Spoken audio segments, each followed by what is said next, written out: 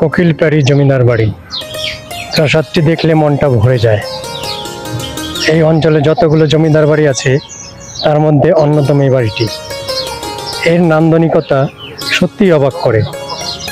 এই ভবনটি কোকিলপাড়ি স্কুলের শিক্ষকদের আবাসিক ভবন হিসেবে ব্যবহৃত হচ্ছে। এখানকার জমিদারের বংশধর রাধারমন রায় পরবর্তীতে তার মায়ের নামে ভবনটির নামকরণ করেন। একই নামে একটি স্কুল প্রতিষ্ঠা করেন তিনি। টালির ধাঁচগুলো অবহেলিত। কোকিলপাড়ি প্রাসাদের সামনেই রয়েছে একটি বৌদ্ধ মঠ। চলেন কোকিলপাড়ি জমিদার বাড়ি আজকে একটু কাছে থেকে দেখি। সত্যি এর নান্দনিকতা, এর স্থাপত্য শৈলী দেখলে অবাক হতে হয়। এত সুন্দর সুন্দর ডিজাইন এখনো টিকে আছে। সেই 200 বছর আগের বিল্ডিং, সেই জমিদাররা এটা তুলেছিলেন। তো এখন দেখেন এর ইটগুলো এখনো কত মজবুত। এখানে চিকন ইট ব্যবহার করা হয়েছে, খুব মজবুত, এখনো মনে হয় লোহার মতো শক্ত। পলেস্তা খসে গেছে কিন্তু প্রাচীন ঐতিহ্যের সাক্ষী এখনো এরা বহন করছে। এই পিলারগুলো এখনো সেইভাবে দাঁড়িয়ে আছে। পরবর্তীতে এই বিল্ডিংগুলোর সংস্কার করা হয়নি। 200 বছর আগের যেভাবে তোলা হয়েছিল সেভাবে আছে। দেখেন ইটের কারুকাজ, ইটের গাঁথনিগুলো দেখেন চমৎকার।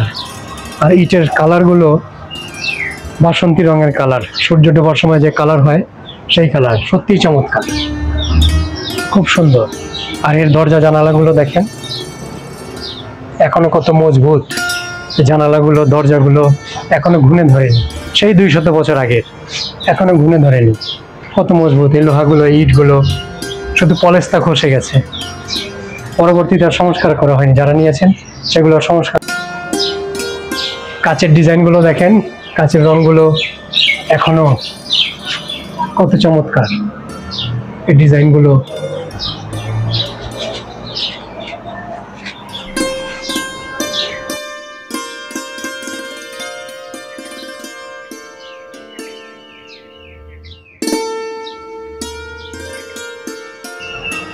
দেখেন পিলারের উপরে যে কাজগুলো, ডিজাইনগুলো কতটা নান্দনিকতা বহন করছে, কতটা শৈল্পিকতার ছোঁয়া এখানে মিশে আছে। সেই 200 বছর আগে তখন যে কারিগররা ছিলেন, রাজমিস্ত্রিরা ছিলেন, এই শিল্পকার যে কতটা তুখোড় ছিলেন, কতটা তুখোড় তাদের এই শিল্পকর্মের কাজগুলো দেখলেই বোঝা যায়। অবাক হতে হয়, সত্যি অবাক হওয়ার মতো। শুধু ঢাকা শহর থেকে আমরা এসেছি দেখার জন্য কোকিলপাড়ি জমিদার বাড়ি। আপনারা এখানে না এসে দেখলে বুঝতেই পারবেন না এই জমিদার বাড়ি কতটা মানসম্মত ডিজাইনে তৈরি করা হয়েছে।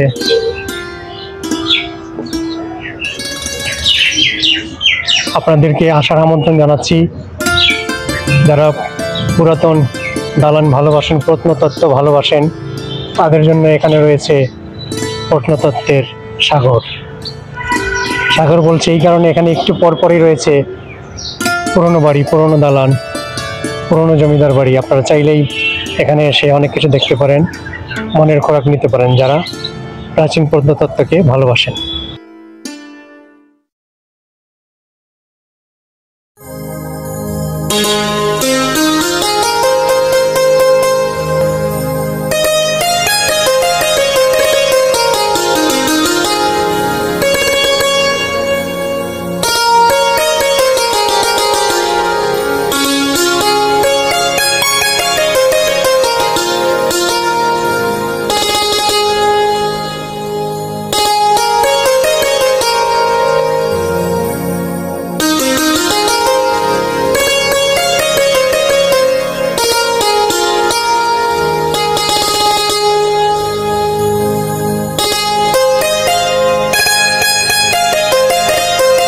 বন্ধুরা, আমি অনিন্দ আসাদ, অনিন্দ ভুবন ইউটিউব চ্যানেল থেকে আপনাদের সবাইকে স্বাগত জানাচ্ছি।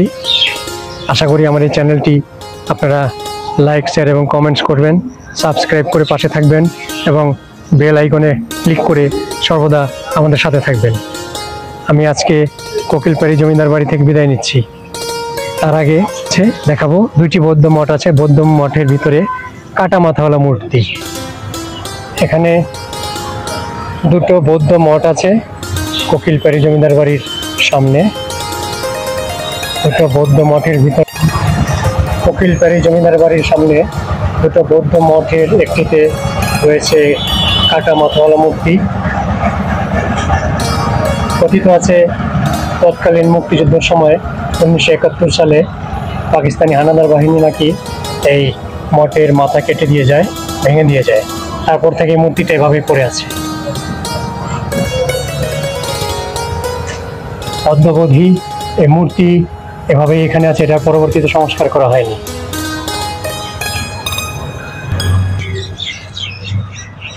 সবাইকে আবারও কোকিলপাড়ি জমিদার বাড়ি থেকে শুভেচ্ছা জানিয়ে আমি বিদায় নিচ্ছি। ধন্যবাদ।